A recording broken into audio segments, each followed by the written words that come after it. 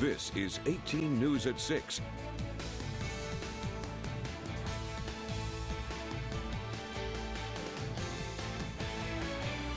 Good evening, everyone. I'm Zach Wheeler. Thanks for joining us this Tuesday evening for 18 News at 6. We begin with a developing story coming out of the city of Elmira. A heavy police presence earlier today in an area after a motorcycle chase led to a manhunt. For the latest developments in this case, we turn now to 18 News reporter Chelsea. LOVELL is live in the city with more. Chelsea. Zach, there's nothing going on right now, but not too long ago there was heavy police presence here, and that all started because of a motorcycle chase that started in downtown Elmira and led here. I'm stepping out of the way here so you can see this is the East Avenue Bridge, and earlier police had this completely closed off. They even brought in a large white SWAT truck to the scene.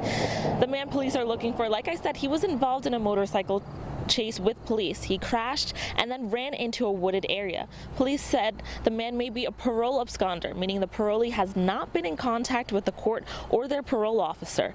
We spoke with Deputy Chief Anthony Alvarez, who said they just want everyone to be able to leave safely. We have a lot of assistance from outside agencies right now that we're grateful for. So we hope this comes to a peaceful resolution and we can all go home safe and take it from there.